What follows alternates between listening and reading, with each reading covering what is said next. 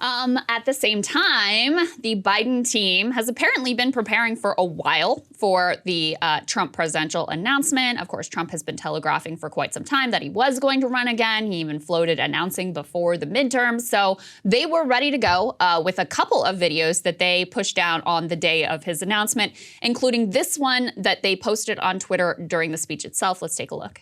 Nobody has ever done what we've done in the last 4 years. Their entire economic plan, tax cuts for the rich and corporations. And record-breaking unemployment. The worst jobs report on record. Trump is the only modern president to leave office with fewer jobs than when he took office. The Trump administration formally asking the Supreme Court to overturn the Affordable Care Act. This could leave up to 23 million Americans without coverage. I hope that they end.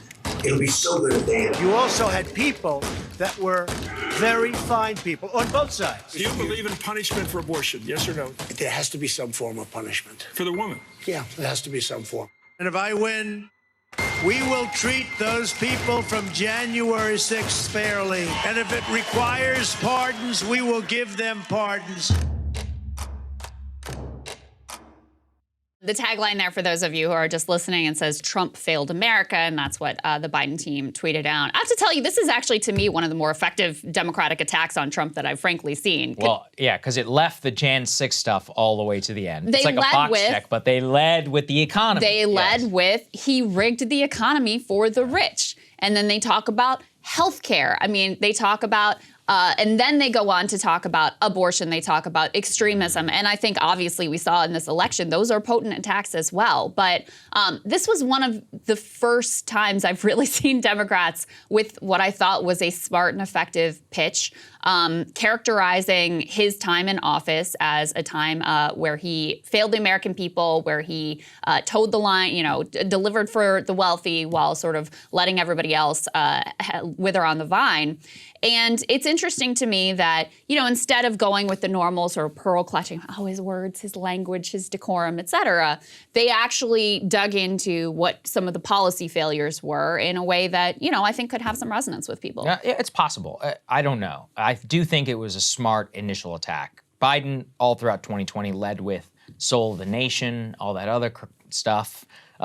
And I always thought it was relatively ineffective. I'm not saying it didn't work, but it was enough. But barely, 40,000 really votes more away because from of COVID. Yeah, right. 40,000 votes away. So if you're going to beat Trump in 2024, you're going to have to run almost entirely on the economy. Now, look, 3 weeks ago, I would have told you there's no way that was going to happen. But Biden clearly got some pass from voters on the economy whenever it came to the midterm elections and on the Democratic Party specifically, how he handles the next 2 years. Also, look, macroeconomically, it's possible. I was looking that we could see food deflation for the first time in 2 years. Yeah, I saw that this month. We could see a slowdown, and did see a slight slowdown in inflation. Let's say the worst of the Fed Reserve hikes are behind us. Well, a year from now, we could be sitting in a much better economy. Sure. We could have 4.5% unemployment, lower inflation, and things could be rocking. So that's the point is that prognosticating 2 years out, it's possible that Joe Biden comes back from behind. And does win. On the other hand, he defied one historical trend by not winning midterms, but far outpassing expectations. So previous presidents, though, who got shellacked did go on to win re-election. So he could reverse that trend too.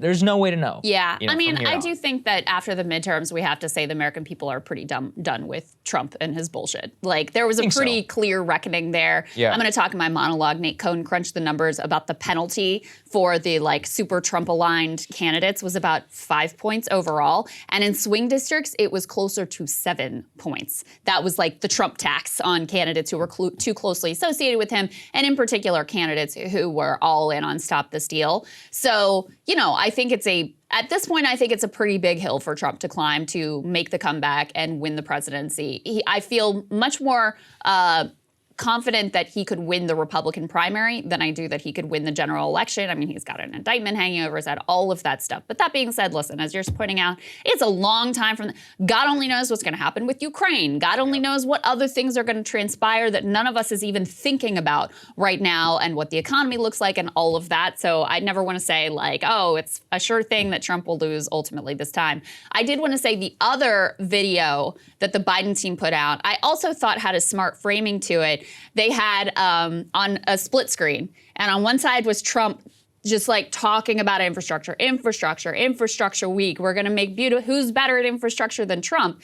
And on the other side, you have Biden saying nothing, just signing the bill. And at the very end, it's, you know, people clapping and obviously him signing this infrastructure package into law. And it says basically like talk versus action.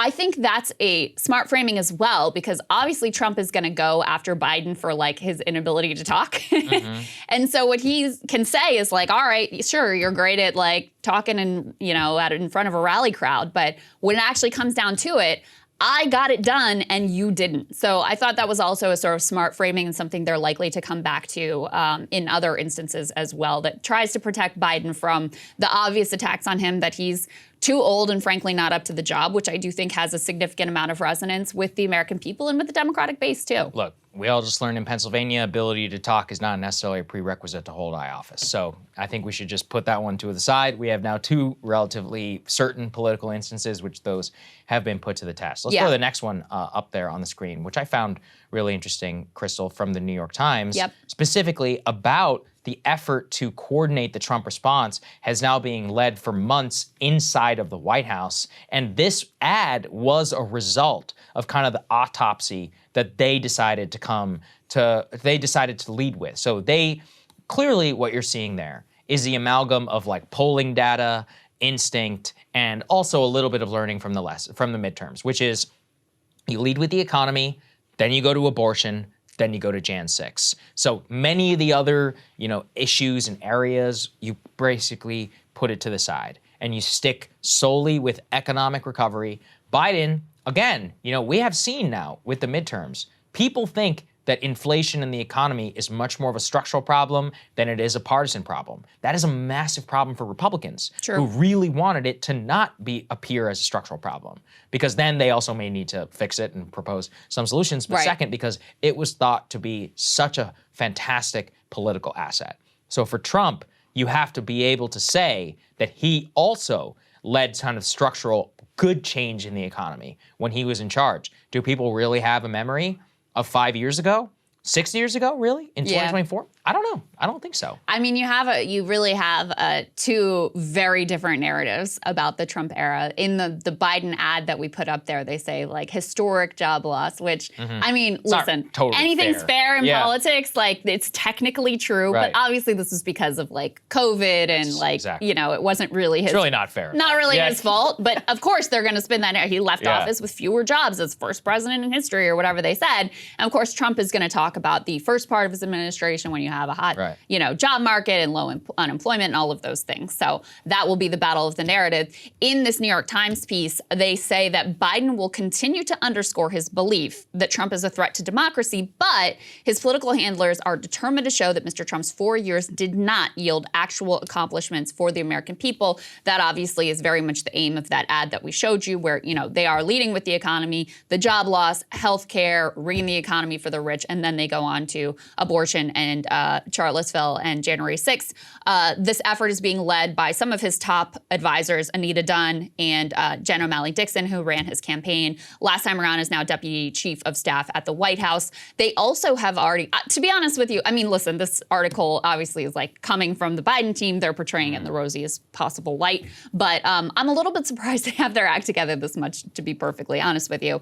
And they have also started hiring staff in early GOP primary states like New Hampshire and Florida. Now, obviously, Democrats would want to win New Hampshire next time around. I don't think they have any hope of winning Florida next time around. The reason they're putting staffers, the DNC is putting staffers on the ground there, is so that they can follow Republican presidential candidates around and record them and grab any potential like missteps or extreme language or whatever it is that they're saying on the trail to potentially use against them. So that is the thinking there. Very interesting, certainly. Hey guys, ready or not, 2024 is fully upon us now, and Saagar and I have been brainstorming ways that we can really up our game for this critical election. Yeah, we rely on our premium subs to expand our coverage, to add staff, to upgrade the studio. We just want to give you the best independent coverage of this election, which is possible. So if you can help us out, become a premium subscriber today, breakingpoints.com, or the link is down here in the description video. It really means the world to us, and if you like what we're all about, this is the best possible way to keep us 100% independent, working only for you.